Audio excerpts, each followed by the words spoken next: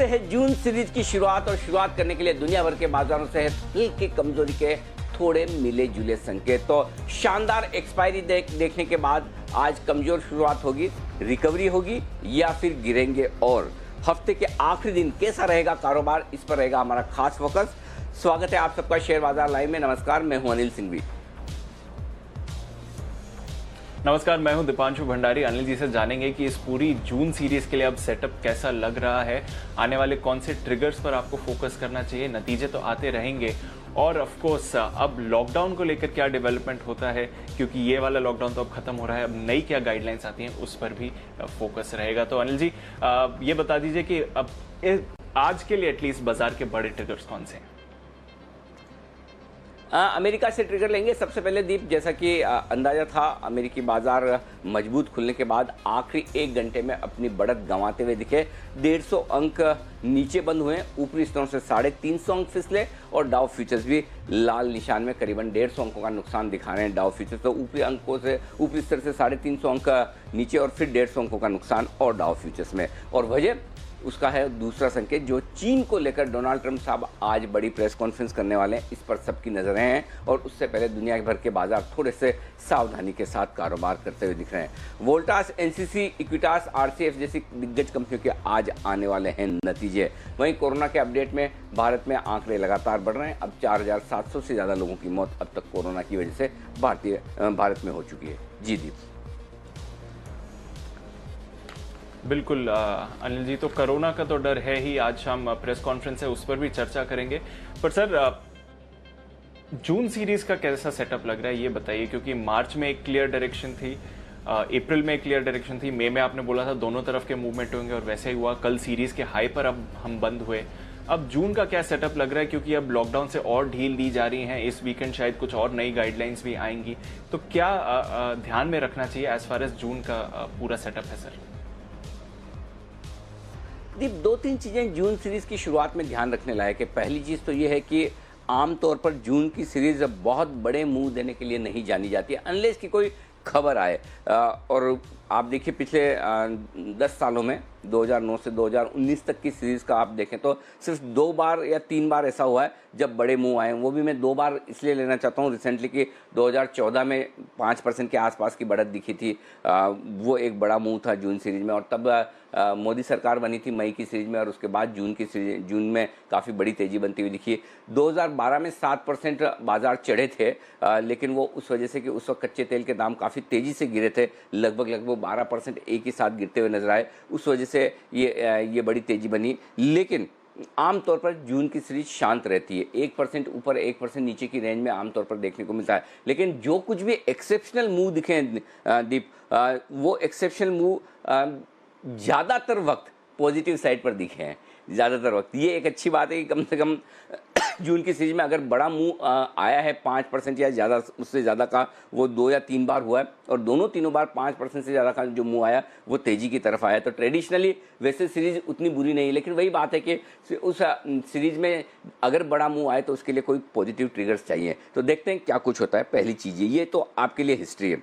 अब आइए role overs के आंकड़े जिस तरह के रहे, मई और जून सीरीज में एफआईज की तरफ से रोल ओवर में कोई खास फर्क नहीं आया। वो 63% अपने उन्होंने तेजी की पोजीशन को रोल ओवर किया। पिछले महीने 64% किया था, तो लगभग वो मेंटेन है। इसका मतलब है कि बाजार पर एफआईज की व्यू में कोई खास बदलाव मई और जून की सीरीज को लेकर है नहीं। दूसरा संकेत ये पढ़ना है आपको। तीसरा संकेत जो पढ़ना है, रोल ओवर्स हुए हैं निफ्टी में हुए 75% और बैंक निफ्टी में हुए 81%।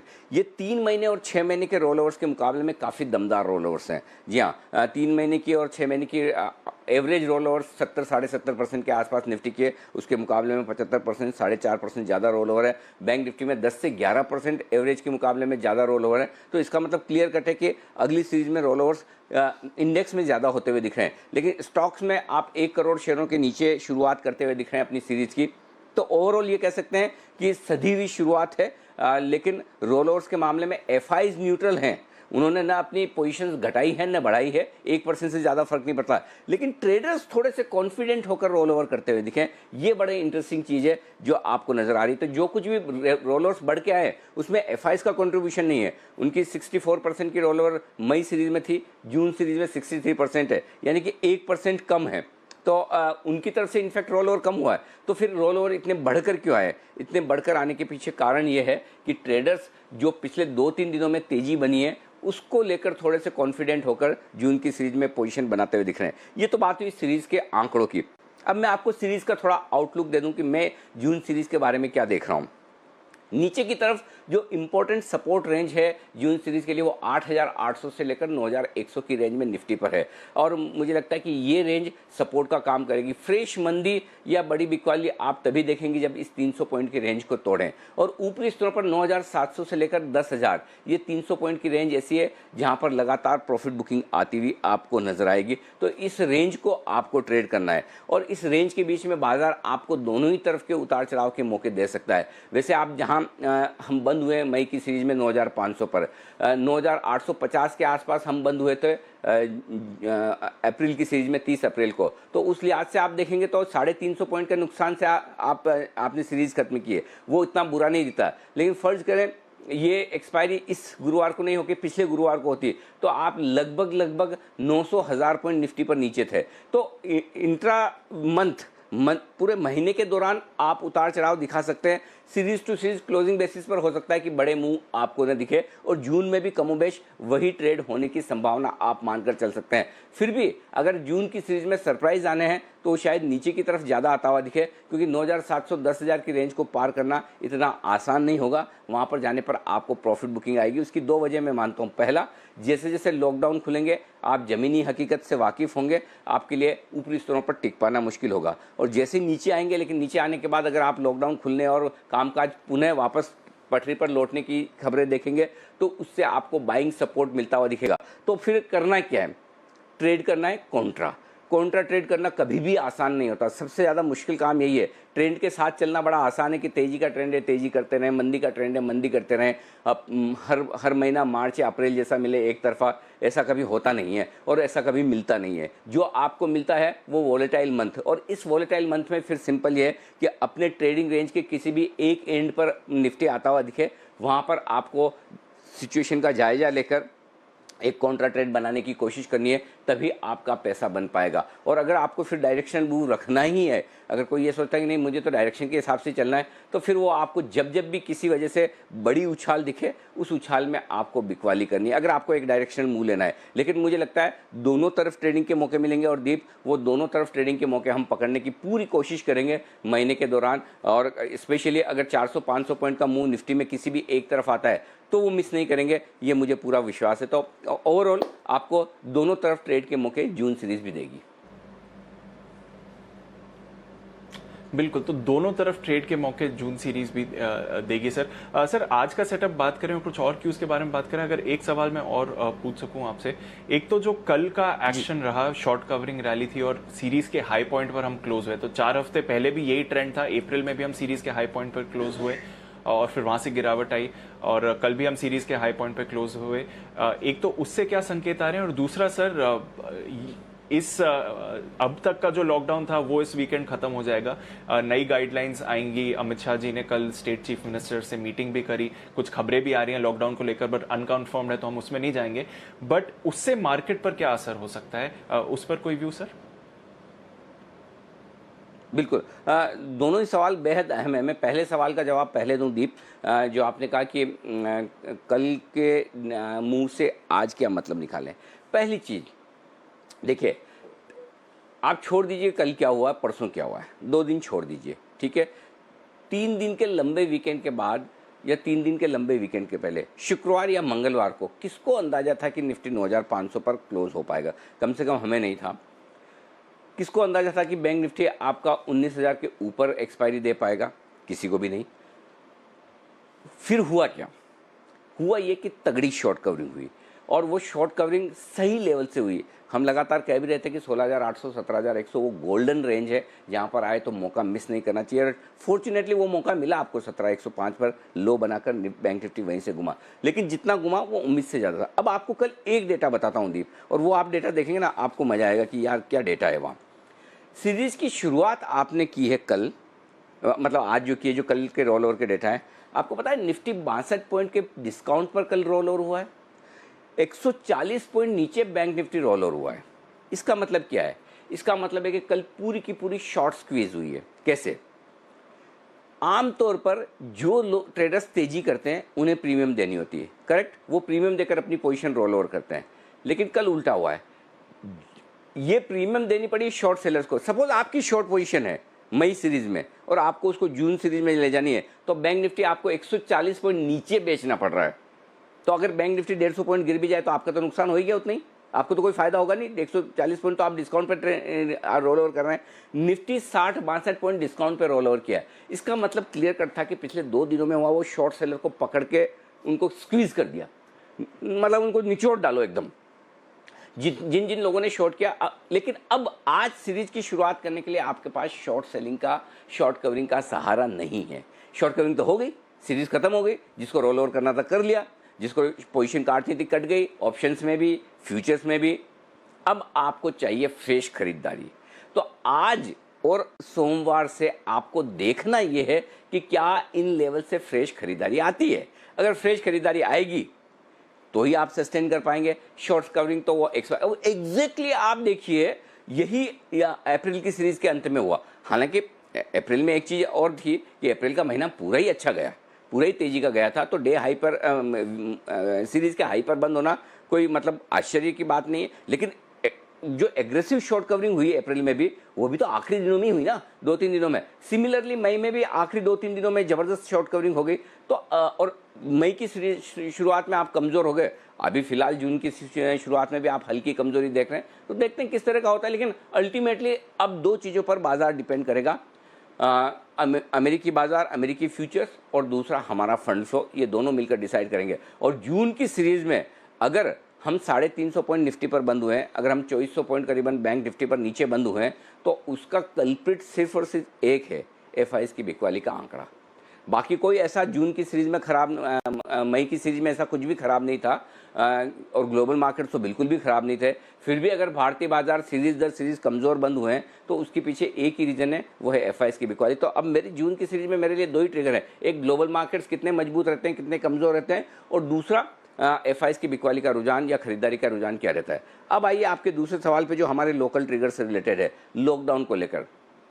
अब लॉकडाउन में आपको क्या चाहिए? देखिए अल्टीमेटली है ना, आप देश को पूरा खोल दें, लेकिन जब तक आप कम से कम 2 बड़े शहर मुंबई और दिल्ली ना खोलें, तब तक मामला बड़ा मुश्किल है।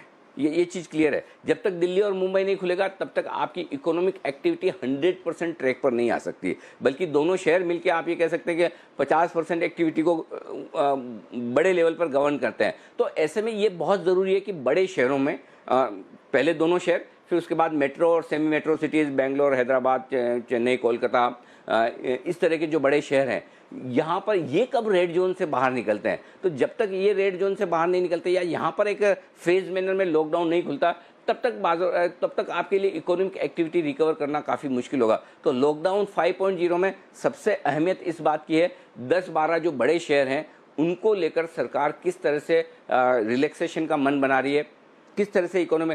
भाई आप और हम कितने महीनों तक ये बताइए कि घर से शो करेंगे? अल्टीमेटली कभी तो हमें स्टूडियो जाना है, कभी तो हमें फुल फ्लेज अच्छी तरीके से काम करना है। तो बात वही है कि आप कब ये कर पाएंगे। एसेंशियल सर्विसेज वाले हमने चलो मान लिया कि ठीक है हम तो कर सकते हैं, जा भी सकते हैं, लेकिन नॉर्मल ऑफिसेज का क्या?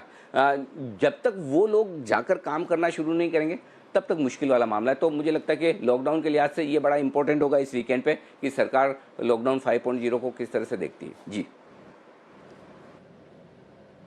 बिल्कुल। तो लॉकडाउन 5.0 पर क्या अपडेट्स आते हैं वो इस वीकेंड ज़रूरी रहेगा, और ऑफ कोर्स नई सीरीज शुरू हो रही है। सर आज के सेटअप की बात करें उससे पहले एक बार ये ग्लोबल सेटअप की भी बात कर लेते हैं। सर आपने नेगेटिव रखे हैं ग्लोबल क्यूज, कल आखिरी घंटे में हमने काफ़ी तेज़ गिरावट भी देखी।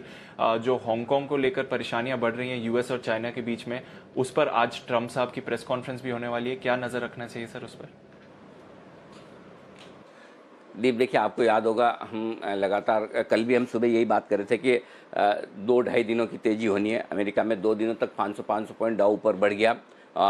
कल आधा दिन और बढ़ सकता है। सेकंड हाफ में टिकेगा क्या, यह देखने वाली बात है। और एग्जैक्टली वैसा ही हुआ है। और लेवल भी 25,700 25,800 की हम बात कर रहे थे, लगभग 25,750 के लेवल से डाउ घूम गया। तो डाउ एकदम परफेक्ट मूव दे रहा है। आप एक चीज़ देखिए, मैं बार बार आपको बताने की कोशिश करता हूँ, जो लोग डाउ के चार्ट्स देखते होंगे उन्हें ये अच्छे से समझ में आएगा। एकदम इम्पोर्टेंट रेजिस्टेंस लेवल के पास आता है और ट्रम्प साहब का कोई न कोई ट्वीट या कोई न कोई ऐसी इवेंट आएगी जहाँ से डाउ कमज़ोर हो जाएगा। एकदम इम्पोर्टेंट सपोर्ट लेवल के आसपास आता है और वहाँ से आपको कोई न कोई अच्छी ट्वीट आती दिखेगी, वहाँ से घूम जाएगा। अब मैं ये नहीं कह रहा कि ट्रम्प साहब चार्ट्स के लेवल देखकर अपनी प्रेस कॉन्फ्रेंस या ट्वीट करते हैं, लेकिन कोइंसिडेंस तो है, इसमें तो कोई डाउट नहीं। और ये कोइंसिडेंस हम कोई एक या दो इवेंट से नहीं कह रहे हैं, मतलब लंबे समय से ये लगातार आपको देखने को मिल रहा है, महीनों से देखने को मिल रहा है। तो पॉइंट सिंपल है। अब आप देखिए, जिस समय उन्होंने कहा कि flattening of curve, America will reopen, वहाँ से कोरोना में आज तक कोई फ़र्क आया है?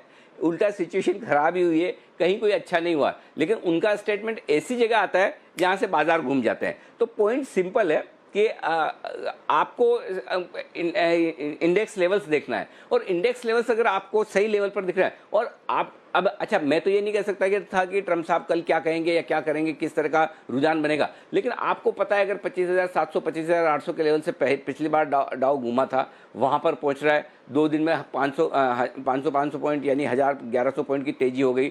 200-250-300 पॉइंट और बढ़ जाएंगे तो 1200-1300 पॉइंट की तेजी 2-2.5 ट्रेडिंग सेशन में कम नहीं होती, वहाँ से करेक्शन बनता है। सिंपल वही है, एग्जैक्टली वही हुआ है। तो मेरे ख्याल से इसे डाउ में भी एक नॉर्मल करेक्शन के तौर पर देखिए। ऐसा भी नहीं कि बहुत मूड बिगाड़ लेने की जरूरत है, मुंह फुलाकर बैठ जाए कि कुछ बहुत खराब हो जाएगा। और जहाँ तक ग्लोबल संकेतों का सवाल है, नेगेटिव मैंने इसीलिए लिखा है दीप कि एक और अमेरिका ऊपर से गिरा है, डाउ फ्यूचर्स भी सपोर्ट नहीं कर रहे हैं। तीसरा ये लंबा वीकेंड है, और लंबे वीकेंड के पहले ट्रम्प साहब की प्रेस कॉन्फ्रेंस। अब ट्रम्प साहब आज जो चीन पे बात करेंगे, ऐसा तो नहीं कहेंगे, क्लीन चिट तो नहीं देंगे भाई चीन वालों आपने सब कुछ ठीक किया है, आपकी वजह से कुछ किसी को कोई तकलीफ नहीं। कहेंगे तो भला बुराई, चेताएंगे, डांटेंगे, धमकाएंगे या फिर नाराज होंगे, यही सब करने वाले हैं ना। जब ये सब करेंगे तो उसके बेसिस पर, अच्छा बस इसमें एक ही अच्छी बात है कि हमको ये पता है कि वो क्या कहेंगे क्या करेंगे, इतना हमें पता है। तो इसके अलावा अगर वो कुछ करते हैं तो सोमवार को उसका रिएक्शन दिखेगा, और अगर इतना ही करके छोड़ देते हैं तो फिर ठीक है, इतना तो हमें पता है। लेकिन जब तक वो करते नहीं हैं, कहते नहीं हैं, तब तक आज बाजार फिर इस इवेंट के चलते थोड़े ठंडे रहेंगे। बस सिंपल आउटलुक ये है आज का। बिल्कुल, तो ठीक है, नजर रखेंगे ट्रम्प साहब की प्रेस कॉन्फ्रेंस पर और वहां से क्या निकल कर आता है। चलिए सर, फिर आज के सेटअप की बात करते हैं और आज के क्यूज क्या बन रहे हैं। आपने सीरीज का व्यू दे दिया, ग्लोबल व्यू दे दिया, पर जो बाकी इंडिकेटर्स हैं आपके, वो कैसे दिख रहे हैं आज के लिए? बाकी इंडिकेटर्स में एफआईज के डेटा न्यूट्रल है, घरेलू फंड्स न्यूट्रल हैं, वायदा कारोबार न्यूट्रल है, सेंटीमेंट न्यूट्रल है, ट्रेंड पॉजिटिव है दीप। तो ये आपके लिए अच्छी चीज कि ट्रेंड पॉजिटिव है, ग्लोबल नेगेटिव है, बाकी सब न्यूट्रल है। निफ्टी 9,250 9,350 अब मजबूत सपोर्ट का काम करेगा आज के लिए। 9,550 9,600 ऊपरी रेंज है निफ्टी की। बैंक निफ्टी 18,500 18,700 मजबूत सपोर्ट जोन, 19,250 19,500 ऊपरी रेंज, इस पर फोकस करना है। दिन की रेंज आपके सामने रख दूं, 9,425 9,500 ये दिन की रेंज है जहां पर आप फोकस करिए। देखिए आज स्पॉट और कैश लेवल में जो गैप है वो गैप कम होता हुआ दिखेगा, ये आप मानकर चलिए, ठीक है। 9,375 9,550 ये वो रेंज है, मीडियम रेंज। ज़्यादा संभावना है कि आप इसी रेंज में ट्रेड करके काम निकाल ले आज का। 9,325 9,600 ये बड़ी रेंज आज के लिए निफ्टी की निकल कर आती है। जहाँ तक बैंक निफ्टी का सवाल है, 19,000 19,250 आज की छोटी रेंज होगी। 18,850 19,400 ये आज की मीडियम रेंज दीप आप मानकर चल सकते हैं, और 18,700 से 19,500 आज की बड़ी रेंज आप मानकर चल सकते हैं। ये 3 रेंज आपके लिए। और सीरीज की शुरुआत में पुट कॉल रेशियो 1.55 पर रीजनेबल है। मैं ये कहूँगा कि ओवरबॉट तो मतलब एकदम रीजनेबल तो थोड़ा तो है, ओवरबॉट मतलब हायर साइड पे ज़्यादा है। और वो जो मैं अभी आपको बात कर भी रहा था कि एफआईज ने कुछ नहीं किया है, ट्रेडर्स ने अपनी पोजीशन थोड़ी 2 दिनों की तेजी से उम्मीद में बना ली है, तो मेरे ख्याल से आज पुट कॉल रेशियो थोड़ा आपका नीचे आ जाएगा। आज हल्के हो जाएंगे ट्रेडर। पहली चीज़ वो गैप मिला नहीं जो वो चाहते थे, दूसरी चीज़ वीकेंड सेशन है, तीसरी चीज़ ट्रम्प साहब से डर तो सबको लगता है, तेजी करने वालों को तो ज़्यादा लगता है, और ख़ासतौर से ऐसे मामलों में जब चीन वीन सामने हो, कोरोना, वो क्या बोलेंगे क्या करेंगे पता नहीं। तो थोड़े आज पुट कॉल रेशियो आपका कम हो जाएगा, मेरे ख्याल से 10-15 बेसिस पॉइंट नीचे आ जाएगा, फिर वो कंफर्टेबल हो जाएंगे हम। जी दीप। बिल्कुल अनिल जी, तो देखते हैं कि पुट कॉल रेशियो को क्या मूवमेंट होता है। 1.55 पर है और विक्स अब 30 के लेवल तक गिर चुका है। जिनकी एग्जिस्टिंग पोजीशन है सर, उन्हें क्या ध्यान रखना चाहिए आज के लिए? 9375 दीप, ये रखिए स्टॉप लॉस का लेवल दोनों ही के लिए, इंट्राडे भी और क्लोजिंग पे भी। 125 पॉइंट नीचे है, कल की क्लोजिंग से ज़्यादा दूर नहीं है, ये ठीक है मेरे ख्याल से स्टॉप लॉस है, यहाँ पर आप लेकर चल सकते हैं। बैंक निफ्टी पर दो स्टॉप लॉस लेना चाहता हूँ, इंट्राडे के लिए 18950 है और क्लोजिंग बेसिस पर आपका 18700 होगा, ये आप स्टॉप लॉस मेंटेन करिए तेजी की पोजीशन में। शॉर्ट हैं आप तो फिर 9525 छोटा स्टॉप लॉस रखिए, 9525 के पार निकले तो फिर शॉर्ट मत करिए, इंट्राडे या क्लोजिंग बेसिस पर दोनों ही लिहाज से। Bank Nifty 19500 well defined clear cut stop loss है मंदी की पोजीशन के लिए, इंट्राडे भी और क्लोजिंग बेसिस पर भी जो 300 पॉइंट ऊपर है। तो बैंक निफ्टी के लिए 19500, निफ्टी के लिए 9525 दीप। बिल्कुल, तो ये है आपके लिए इम्पॉर्टेंट लेवल्स जो आज आपको ध्यान में रखने हैं। नई पोजीशन सर कैसे बनाएंगे, specially since first day of the series है? नई पोजीशन में देखिए निफ्टी बेच सकते हैं आप 9525 के स्टॉप लॉस के साथ, 9440, 9400, 9375, 9325 ये चार टारगेट आप रख सकते हैं। मेरे हिसाब से 9440 के आसपास कहीं न कहीं वहाँ खुलना चाहिए और वहाँ खुलने के बाद वहाँ पर खुलने के बाद देखते हैं क्या कुछ होता है। तो 9325 तक का आपका एक बार लेवल्स वहाँ देख सकते हैं। 9440 खुलने के बाद 9400 होल्ड होता है या नहीं, वो इम्पोर्टेंट होगा पहली चीज़। अब आइए, जो लोग खरीदना चाहते हैं वो 9300 9350 की रेंज का इंतज़ार करें। अगर वो रेंज मिलती है तो वो रेंज बहुत बढ़िया होगी जहाँ पर आपको खरीदारी करनी चाहिए 9250 के स्टॉप लॉस के साथ, और ऊपरी स्तरों पर 9400, 9440 और 9490 ये तीन टारगेट के लिए दीप आपको खरीदारी करनी चाहिए। निफ्टी में थोड़े से मैंने लेवल है ना राउंड फिगर में नहीं दिए, आज एक्चुअल लेवल निकल रहे थे तो मैंने एक्चुअल लेवल ही आपको दे दिए, तो उस हिसाब से ध्यान में रखिएगा। ये निफ्टी के लेवल से दीप। बिल्कुल, तो इस तरह आप नई पोजीशंस बना सकते हैं। 9300, 9350 अच्छी खरीदारी के जोन्स होंगे। बैंक निफ्टी के लिए सर? बैंक निफ्टी आप बिकवाली कर सकते हैं, स्टॉप लॉस बहुत क्लियर कट वेल डिफाइंड 19500 का है। 19500 के पार निकल के टिके तो शॉर्ट मत रहिए, वो बहुत बढ़िया लेवल है जहाँ पे आपको अपनी शॉर्ट काट लेनी चाहिए। 18950, 18850, 18700 ये तीन लेवल के लिए, और बहुत कुछ खराब हो गया तो 18500, लेकिन चूंकि अब डाउ फ्यूचर्स भी नीचे से रिकवर कर रहे हैं, SGX भी निफ्टी भी रिकवर कर रहा है, 18700 भी काफ़ी है। जो खरीदना चाहते हैं बैंक निफ्टी वो 18700 के आसपास खरीदें। अब आप 18700, 18800 की रेंज में सोच सकते हैं खरीदने का। 18700 बढ़िया लेवल है जहाँ आप तेजी कर सकते हैं। 18500 का आपका होना चाहिए स्टॉप लॉस। 18800, 18950, 19050 और 19150 ये चार टारगेट आपके लिए ऊपर होने चाहिए बैंक निफ्टी पर अगर आप खरीदारी करते हैं तो। और ये बता दूं मैं आपको, कोई भी स्टॉक FNO के बैन में इस वक्त नहीं है। सीरीज की शुरुआत में वैसे भी होता नहीं है दीप। बिल्कुल, सीरीज की शुरुआत में वैसे भी नहीं होता है सर। कल जो क्लोजिंग में आपने बैंक निफ्टी की स्ट्रैटेजी दी थी सर, वो होल्ड करती है? एक बार पहले मैं व्यूअर्स को दिखा देता हूं कि कल क्या स्ट्रैटेजी दी गई थी अनिल जी की तरफ से क्लोजिंग की तरफ। निफ्टी बैंक निफ्टी पर एक स्प्रेड भी बनाने को कहा था, और फिर पूछ लेते हैं कि उस पर क्या करना चाहिए आज ओपनिंग के समय। आपको अपनी तेजी की पोजीशन में प्रॉफिट बुक करके जाना चाहिए। दूसरा, बैंक निफ्टी जो है 19200 के आसपास है इस वक्त है। यहाँ पर मैं आपको राय ये दूंगा कि यहाँ भी आप चाहें तो प्रॉफिट बुक कर सकते हैं तेजी की पोजीशन में। बड़े एग्रेसिव हैं, वो पुट खरीद सकते हैं। 2400 का पुट निफ्टी में खरीद लीजिए और 19000 का पुट बैंक निफ्टी में खरीद लीजिए। अब मार्जिन भरने की ताकत है, उनके लिए एक बढ़िया इंटरेस्टिंग ट्रेड हो सकता है दीप। 19200 का बैंक निफ्टी का पुट और कॉल दोनों बेचिए, लगभग 950,000 रुपये आपको मिलेंगे।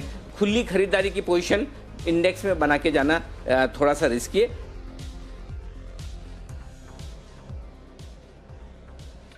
अनिल जी, एकदम सटीक कॉल्स रही हैं इस पूरे हफ्ते, बल्कि लास्ट फ्राइडे से जहां तक बैंक निफ्टी के लेवल्स पकड़ने की स्ट्रैटेजी है। और जिन्होंने ये स्ट्रैटेजी कल ली होगी सर, उन्हें क्या ध्यान में रखना चाहिए? टचवुड, गॉड इज काइंड दीप।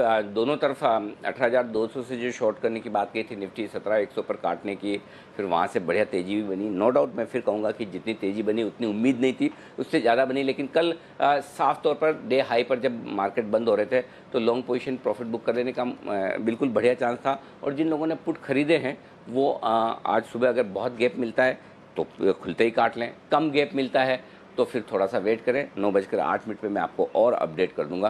तो फिलहाल मुझे लगता है कि होल्ड करना चाहिए। अब हमें फ्रेश ट्रिगर्स चाहिए तेज़ी करने के यहाँ से, तो नहीं तो फिर एक ब्रेक लगा हुआ है तो हम भागेंगे नहीं, कल के हाईस क्रॉस करेंगे तो फिर हम सोचेंगे अब और फ्रेश तेजी करनी है, और जब तक कल का हाई नहीं क्रॉस करते हैं दीप, तब तक हम इंतजार करेंगे, थोड़ा नीचे आ जाने दें, अच्छे लेवल से शॉर्ट काटेंगे। 9375 9400 ठीक है, वहाँ पर हम सोच सकते हैं। अगर आपने निफ्टी का 9400 का पुट लिया है कल, तो वहाँ पोजीशन एक बार प्रॉफिट बुक करने का सोच सकते हैं, या वहाँ से ट्रेल कर सकते हैं। 19,000 18,950 बैंक निफ्टी आएगा, तो 19,000 का पुट ऑप्शन हमने लेने की बात की थी, वहाँ प्रॉफिट बुक कर सकते हैं, या वहाँ से ट्रेल करेंगे। मूड माहौल उस वक्त देखेंगे, देखते क्या होता है ना। बिल्कुल। तो 9-8 को आपको अपडेट करेंगे कि कल की स्ट्रैटेजी का क्या करना है सर। जो आज के क्यूज में आपने फंड फ्लोज और वायदा कारोबार तीनों को ही दोनों को ही न्यूट्रल रखा है सर। वो एफएनओ की एक्सपायरी के दिन वाले है ना, डेटा कोई खास काम के है नहीं। 2300 करोड़ की खरीदारी की है एफआईज ने कैश में। फिर आपका देखिए 2100 करोड़ के स्टॉक्स और खरीदे, यानी कितना 4,500 करोड़ के स्टॉक्स खरीद लिए। तो वो, लेकिन वो एक्सपायरी के दिन का एडजस्टमेंट है और कुछ नहीं। और घरेलू फंड ने सिर्फ 145 करोड़ की खरीदारी की, जो छोटी है। और मैं ये खरीदारी आज करके दिखाओ ना, है ना, या फिर ये खरीदारी 9,000 9,100 जब सस्ता मिल रहा था तब क्यों नहीं की। करेक्ट। तो पॉइंट सिंपल है, कल का दिन एक्सपायरी का था, तो एक्सपायरी के दिन के डेटा को बहुत ज़्यादा वजन नहीं देना है। कल भी आपको मैंने यही कहा था कि मैं बुधवार गुरुवार जो, और specially monthly expiry, traders weekly expiry में ट्रेड करते हैं, और स्टॉक्स में जो ट्रेड करने वाले एफआईज हैं, जिनकी पोजीशन स्टॉक्स में ज़्यादा होती है वायदा कारोबार में, उनके लिए वीकली एक्सपायरी इतनी मायने नहीं रखती, उनके लिए मायने रखती है मंथली एक्सपायरी। तो मंथली एक्सपायरी के लिहाज से ये डेटा है, तो इनमें बहुत ज़्यादा उत्साहित होने की जरूरत नहीं। 4,500 करोड़ के स्टॉक खरीदे, चलो चलो हम भी खरीदते कूद कूद के, वैसा नहीं है। आराम से देखिए, शांति से बैठिए, देखते हैं, आज से खरीदिए, अब देखते हैं, फिर मजा आएगा।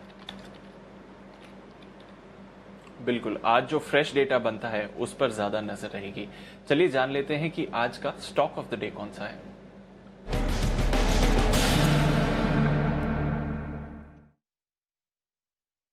बताएं सर।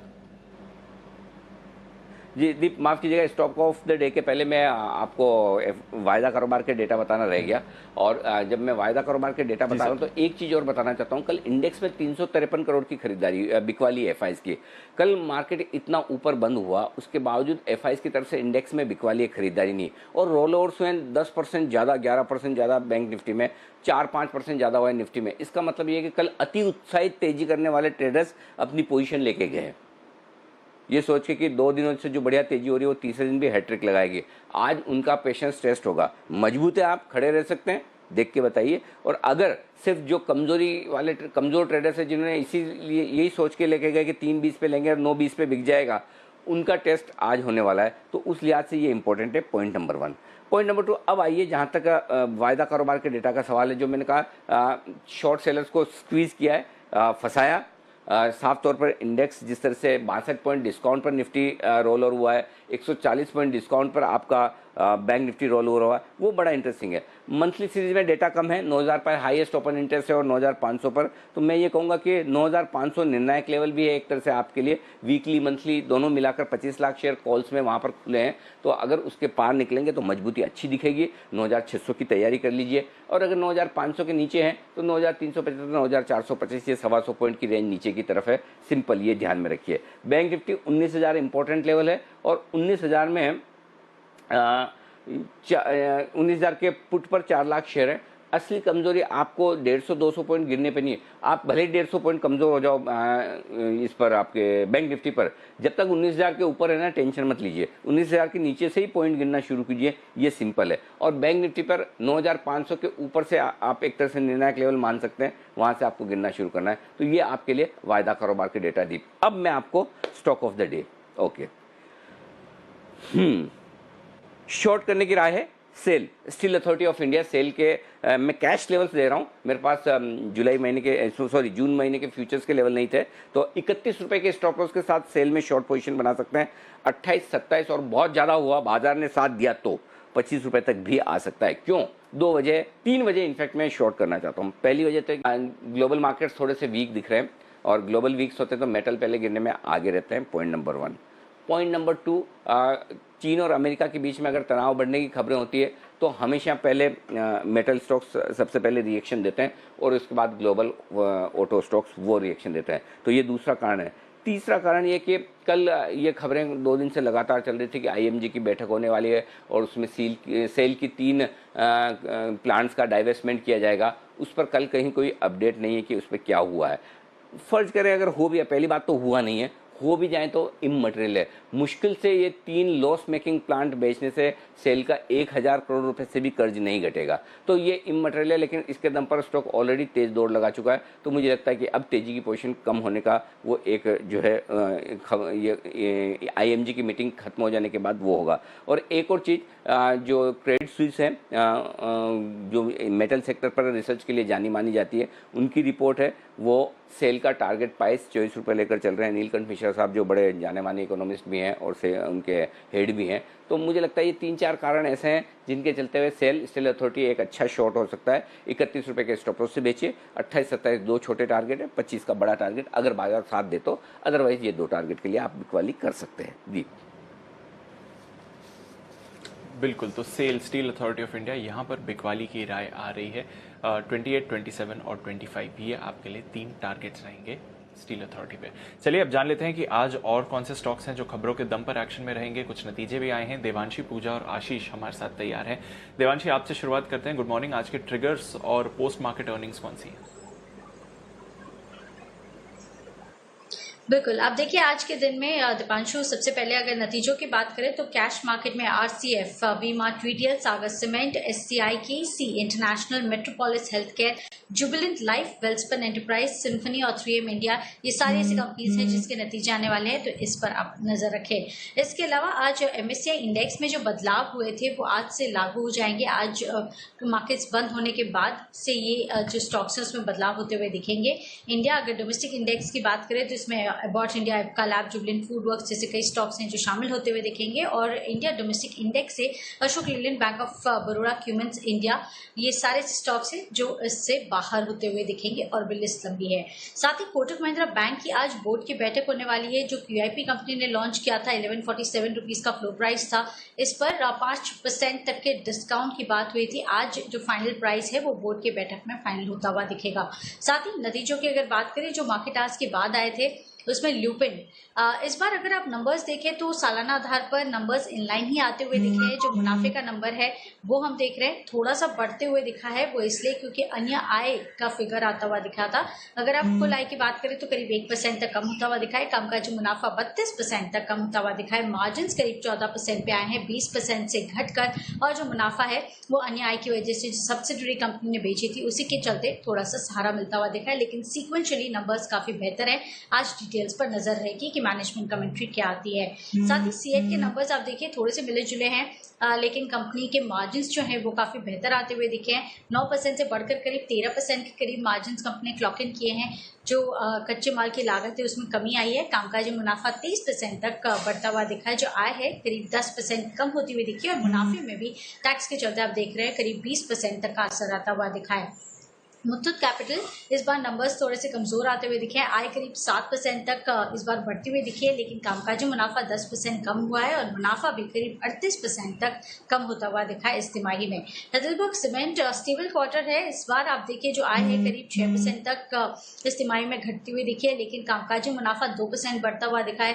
अगर मार्जिन की भी आप बात करें तो 23% से बढ़कर 25% के मार्जिन कंपनी ने क्लॉक इन किए हैं। फिर एक बार उनकी जो खर्च है वो थोड़े से कम होते हुए दिखे। फ्यूल एक्सपेंसेस कम हुए हैं, इसका फायदा कंपनी को मिलता हुआ दिखा। वॉल्यूम ग्रोथ करीब 10% कम होता हुआ दिखा है और जो मुनाफा है वो 9% तक बढ़ता हुआ दिखा है। आखिर में रेन इंडस्ट्रीज नंबर्स थोड़े से मजबूत दिख रहे हैं इस तिमाही में। आय 10% घटी है, लेकिन आप ऑपरेशनल नंबर्स देखें, कामकाजी मुनाफा 25% बढ़ा है और मार्जिन आप देखें 11% से बढ़कर करीब 15.5% पर कंपनी ने क्लॉक इन किए हैं। ओवरऑल ऑपरेशनली अच्छे नंबर्स हैं।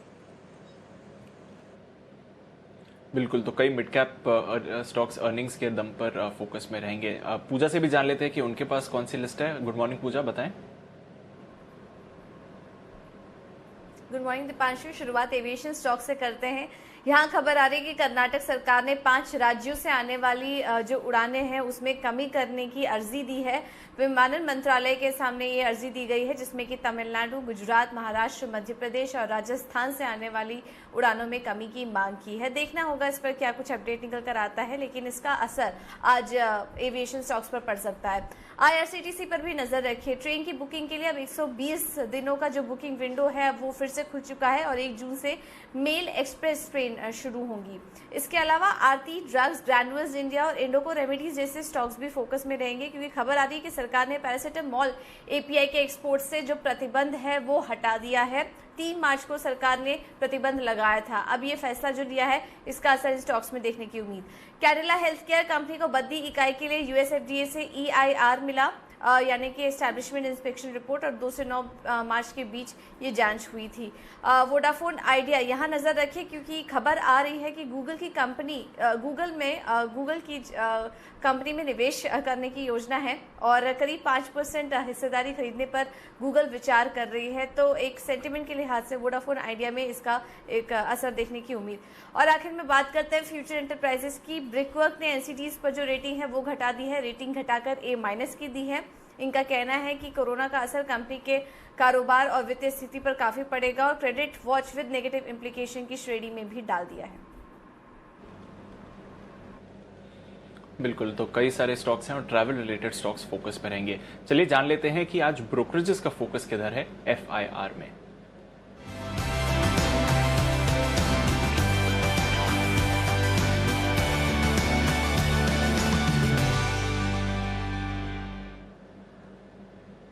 ब्रोकरेज की लिस्ट तैयार है आशीष के पास। आशीष, सबसे पहले तो बताइए नतीजों के दम पर ब्रोकरेजेस आज किधर फोकस कर रही हैं? Good morning Deepanshu. लुपिन के नतीजे आए थे और क्रेडिट स्विस की रिपोर्ट यहाँ पे आती हुई दिखी। आउट परफॉर्म की रेटिंग को बरकरार रखा है 690 रुपये के लक्ष्य के लिए। ये कह रहे हैं कि US में और भारतीय बाजार में जो बिक्री हुई है वो उनके अनुमान से बेहतर देखने को मिली है।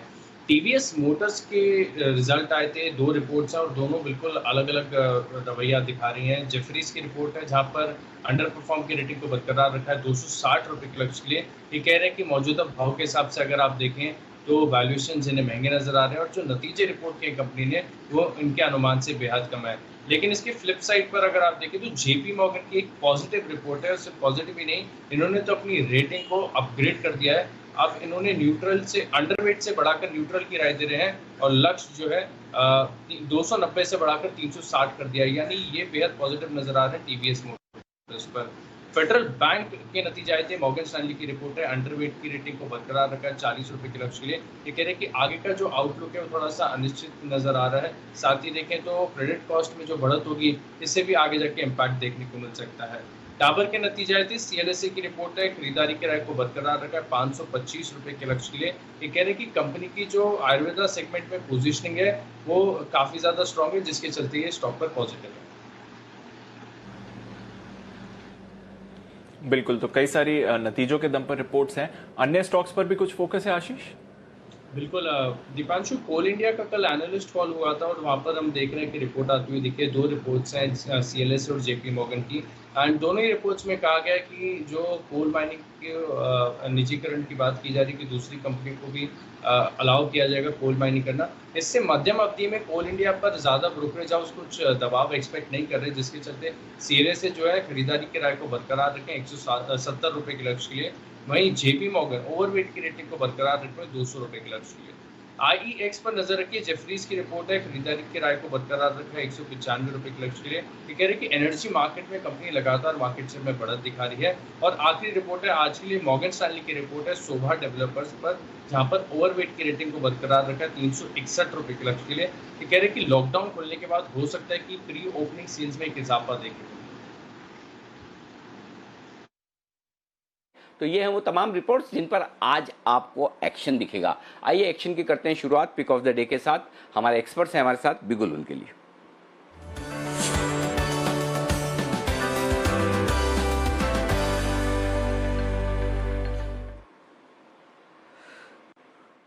गुड मॉर्निंग वागले साहब, करिए शुरुआत। आपका क्या इरादा है, बाय सेल नोटा? Anil ji good morning. Deepanshu good morning. Anil ji मेरा बाय का ही इरादा है, हालांकि SGX 55 पॉइंट थोड़ा सा करेक्टिव मूव दिखा रहा है। मेरा मानना है जो हमने पिछले 2-3-4 दिनों से देखा वो इतने फास्ट रिवर्स नहीं होगा, ये एक्सपायरी की मूव थी और आज भी जो करेक्शन होगा वो एक्सपायरी का ही होगा उसके बाद वाला। मैं बाय करूंगा एलएनटी जिसमें एक बहुत अच्छा पैटर्न कल बना है, 906 का क्लोज है। मैं थोड़े से करेक्टिव लेवल पे, नीचे के लेवल पे बाय करूंगा ये माहौल में। 897 से लेकर 891 तक का मेरा बाय जोन होगा। 882 का मेरा स्टॉप लॉस है और 936 का मेरा 2 से 3 दिनों का टारगेट है। ओके, स्टॉप लॉस 882 और 936 ये है आपके लिए टारगेट। वागिल साहब, ये सारे लेवल कैश के ही है ना? हाँ, सारे लेवल कैश के हैं। Okay, Sachin ji good morning, बताएं सर आपकी pick. Good morning Anil sir, good morning Dipanshu sir. यहाँ पर बिकवाली की सलाह है एंड स्टॉक है इंडिगो। काफ़ी समय से हम देख रहे हैं कि अराउंड 980-8,000 इस पर्टिकुलर रेंज में काफ़ी समय से स्टॉक स्विंग कर रहा है। और अगर हम डेली चार्ट पे देखें तो वहाँ पर एक कॉन्ट्रैक्टिंग ट्रायंगल फॉर्मेशन स्टेजेस में है एंड जिस तरीके से अभी प्लेसमेंट है मुझे लग रहा है 1000 के आसपास काफ़ी स्टिफ रेजिस्टेंस है, जहाँ पर पिछले सीरीज़ में भी हमने देखा था कि सप्लाई काफ़ी तेज़ थी एंड जिस तरीके से वापस यहाँ पर प्लेसमेंट से अपने मूविंग एवरेजेस के नीचे स्टॉक वापस कोट कर रहा है, मुझे लग रहा है एक ब्रेकडाउन की यहाँ पर तैयारी हो रही है। तो जिस तरीके से प्लेस्ड है काउंटर, मुझे लग रहा है यहाँ पर शॉर्ट पोजीशन फ्रेश ऐड करनी चाहिए। स्टॉप लॉस आपको लगाना है अराउंड 988 का, इंट्राडे टारगेट होगा अराउंड 960 का एंड एक पोजिशनल टारगेट होगा अराउंड 945 का। ये जो लेवल्स मैंने डिस्कस किए हैं वो सारे कैश लेवल्स हैं। ओके, तो ये है आपके लिए इंडिगो में बिकवाली के आए। Bansal ji good morning sir, बताइए आपकी pick. Good morning Anil ji, good morning Deepanshu. Anil ji, मेरी पिक वही है जो कल हमने दी थी, HCL टेक 532 का स्टॉप लॉस अनिल जी, 553 पहला टारगेट है, 564 दूसरा टारगेट है और HCL टेक पर खरीदारी की राय है। ओके, HCL टेक में जो पिक ऑफ द डे कल बताया था बंसल जी, वहीं पर अभी भी अपनी कैरी करेंगे। कुणाल जी गुड मॉर्निंग सर, आपका क्या इरादा है? गुड मॉर्निंग अनिल जी। देखिए, सबसे पहले तो HCL टेक जिसकी बात अभी राकेश जी कर रहे थे उसमें मेरी खरीदारी की राय है और हमें लगता है कि स्टॉक में ऊपर के लेवल्स देखने को मिलेंगे। लेकिन उसके अलावा भी अनिल जी एक कंपनी है, वो है BBTC यानी कि बॉम्बे बर्मा ट्रेडिंग कॉर्पोरेशन, जिसमें कि कल के ट्रेड में हमने एक बड़ा ब्रेकआउट बड़े वॉल्यूम के साथ आते हुए देखा है। और इसमें अनिल जी विशेष बात यह है कि जिस तरह ब्रिटानिया के शेयर की कीमतें बढ़ी है, ब्रिटानिया वापस से अपने लाइफ टाइम हाई के आसपास अब ट्रेड करने लगा है, उस तरह का मोमेंटम BBTC में अभी तक नहीं आया है। तो जब पिछली बार 2018 में इस तरह के लेवल्स ब्रिटानिया में देखने को मिले थे तब BBTC का भाव बढ़कर के 2000 रुपए हो गया था, लेकिन इस बार हम देखते हैं कि 900 के आसपास ही ट्रेड कर रहा है। तो अभी भी काफी बड़ी जगह है कैचअप के लिए। तो मौजूदा स्तरों पर BBTC को खरीदें। गिरावट अगर आज शुरुआती ट्रेड में देखने को मिले 900 के आसपास इसको खरीद लें, 880 का स्टॉप लॉस रखें। पहला टारगेट 1000 रुपए का है और उसके बाद फिर 1050 1100 के लेवल्स पे आते हुए दिखेंगे। तो बॉम्बे बर्मा ट्रेडिंग कॉर्पोरेशन आज के लिए पिक ऑफ द डे है। ओके, BBTC में करें खरीदारी, ये है राय इस वक्त कुणाल जी की तरफ से आती हुई। सिद्धार्थ सेदानी साहब भी हमारे साथ कार्यक्रम में शामिल हो चुके हैं। सिद्धार्थ जी बताएं सर, आपका क्या इरादा है? Good morning Anil ji, good morning Deepanshu.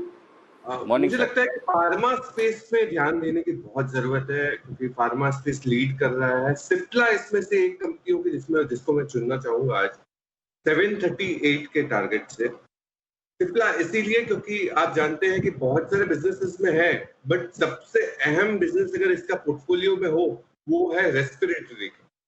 और हम जानते हैं कि ये जो पैंडेमिक है ये रेस्पिरेटरी से जुड़ी हुई बीमारी है, लंग्स से जुड़ी हुई बीमारी है। तो रेस्पिरेटरी में सबसे अव्वल नंबर में कोई कंपनी रहती है वो है सिप्ला। तो मुझे लगता है कि सिप्ला में बहुत अच्छा रुझान रह सकता है निवेश के पर्सपेक्टिव से। 738 का आपका टारगेट होना चाहिए। ओके, तो ये है आपके लिए राय सिप्ला पर खरीदारी करने के लिए आज से। आइए अब फोकस करते हैं उन स्टॉक्स पर जहां पर एक्शन है। ल्यूपिन, इसके नतीजे आए कल बाजार बंद होने के बाद, मिले जुले से नतीजे दिख रहे हैं, न बहुत अच्छे तो न बहुत खराब। कुणाल जी जरा रिजल्ट्स के लिहाज से एक बार आइडिया दीजिए क्या करना चाहिए। रिपोर्ट्स भी मिली जुली से आ रही है। क्रेडिट स्विस ने 690 रुपए का लक्ष्य दिया है जी। माफ कीजिए अनिल जी, एक बार शेयर का नाम दोबारा दोहराएंगे। Lupin Lupin Lupin Lupin. अच्छा, अनिल जी देखिए, लुपिन के चार्ट को देखें तो जिस तरह का यहाँ स्ट्रक्चर है, एक रेजिस्टेंस नजर आती है और कल के ट्रेड में हमने देखा कि बिल्कुल रेजिस्टेंस लेवल के करीब आकर के स्टॉक बंद हुआ है। 890 रुपए से लेकर के लगभग 910 रुपए के बैंड में मुझे एक रेजिस्टेंस दिखती है और जब तक ये लेवल्स डिसाइसिवली पार ना हो नई खरीदारी की मेरी राय नहीं है। और जिनके पास पोजीशन है उनको एक स्टॉप लॉस 870 के आसपास रखना चाहिए। 870 के नीचे जाएगा तो स्टॉक कमजोर हो जाएगा और एक बार आपको करेक्शन देखने को मिलेगा 800 रुपए तक का। तो मेरी राय में जब तक 910 रुपए के लेवल्स पार ना हो नई खरीदारी ना करें। बंसल जी, आइडिया के चार्ट्स आप निकाल कर रखें वोडाफोन आइडिया के, तब तक मैं एक बार फंडामेंटल राय सिद्धार्थ जी से ले लूं। सिद्धार्थ जी, खबरें ये आ रही कि गूगल वोडाफोन आइडिया में स्टेक ले सकता है 5%, इस तरह की खबरें आ रही है। कैसे देखते हैं आप इन खबरों को? जनरली आपने, जब भी मैंने आपको पूछा है, आपने मना ही किया है कि आइडिया में पैसा नहीं डालना है, नॉट अ गुड आइडिया। अभी क्या it is a better idea?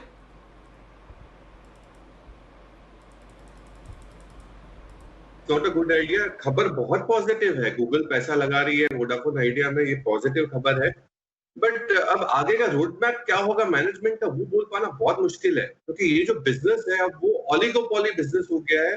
यानी एक से दो से तीन प्लेयर ही जो मेजर एक इंडस्ट्री में रहते हैं उसे ही ऑलिगोपॉली बिजनेस बोलते हैं। तो मुझे लगता है कि भारती और जियो ये दो ही प्लेयर रह गए।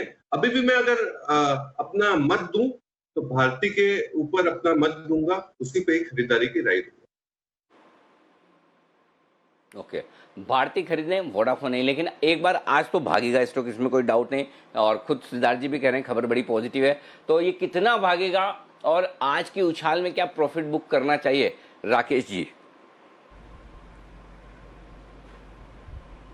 देखिए अनिल जी, आज के लिए जो भी आदमी जिसके पास है आजकल के हिसाब किताब के लिए लिया हुआ है, तो 5 रुपये 35 पैसे का अनिल जी यहाँ पर एक स्टॉप लॉस बैठता है और ऊपर में 7.5 रुपये, 7.5 रुपये से लेकर 7 रुपये 50 पैसे से लेकर 7 रुपये 75 पैसे अनिल जी एक स्ट्रॉन्ग हर्डल है। तो जिन्होंने लिया हुआ है तो इन लेवल्स के लिए देखना चाहिए।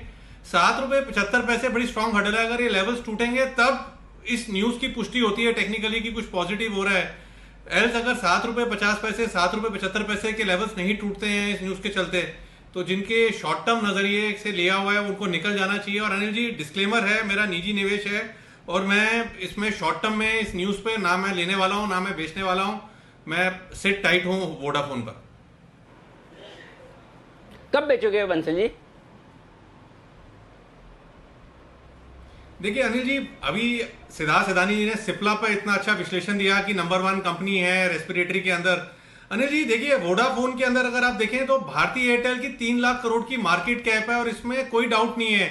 आप किसी से पूछें तो हर कोई मानता है जो भी भारती को ट्रैक कर रहा है कि ये 1200 रुपए का भाव लगा देगा 2 साल के अंदर। तो मार्केट कैप इसकी 6 लाख करोड़ की होगी और वोडाफोन की मार्केट कैप है 15,000 करोड़ की अनिल जी। तो मैं तो अनिल जी बेट कर रहा हूं कि 85,000 की मार्केट कैप होगी तब निकलेंगे। और अनिल जी मैं ये मान रहा हूं, जैसे आप तो लग्जरी गाड़ी अनिल जी यूज करते हो, तो मैंने माना है कि मैंने एक लग्जरी गाड़ी खरीद ली है, रिस्क रिवॉर्ड रेशो फेवरेबल है, 2 साल बाद या तो 85,000 करोड़ की मार्केट कैप हो जाएगी, नहीं तो गाड़ी डेप्रिशिएट हो जाएगी और डेप्रिसिएशन में 2 साल में जो नुकसान होगा उस नुकसान को भुगत लेंगे। नजर रखिए वोडाफोन पर, कन्विक्शन है बंसल जी का। गूगल अगर पैसा लगाना चाहता है तो डेफिनेटली पॉजिटिव है, पर देखते हैं किस तरह की मूव आती है, क्योंकि कंपटीशन हालांकि कम है बट उसमें काफी इंटेंस है स्पेस पर। काफी डील एक्शन चल रहा है पूरे के पूरे टेलीकॉम स्पेस पर, तो नजर रखिए इस स्पेस पर आज के ट्रेड के लिए। चलिए कुछ और स्टॉक्स के बारे में बात कर लेते हैं। सिद्धार्थ जी, हाइडेलबर्ग आपको पसंद है, आपने पहले भी स्टॉक को रेकमेंड किया है, कल इसके नतीजे भी आए थे। सीमेंट स्टॉक्स में वैसे भी पॉजिटिव एक्शन रहा है, स्टेबल ही नतीजे आए, इनके रेवेन्यू में ज्यादा गिरावट नहीं थी, 6% की गिरावट, मुनाफा स्टेबल रहा, 9% बढ़ा और ऑपरेशनली अच्छे नतीजे थे इनके। बिल्कुल दीपांशु, नंबर्स अच्छे थे, मार्जिन में बढ़ोतरी देखने मिली है, 2% से बढ़ोतरी देखने मिली है और overall good set of numbers है।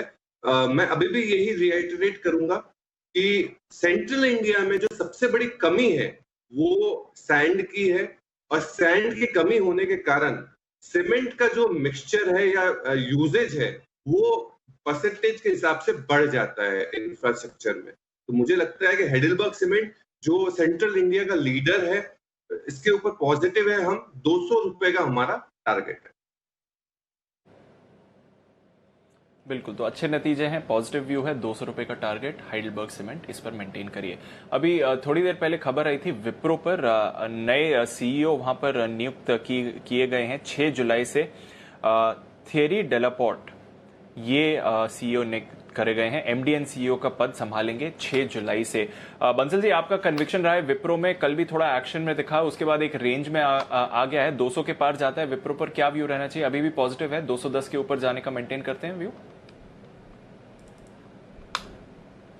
बिल्कुल दीपांशु, व्यू मेंटेन करते हैं। इनिशियली जब हमने दिया था तो 193 का स्टॉप लॉस था, तो पहले तो यहाँ स्टॉप लॉस को ट्रेल करना चाहिए।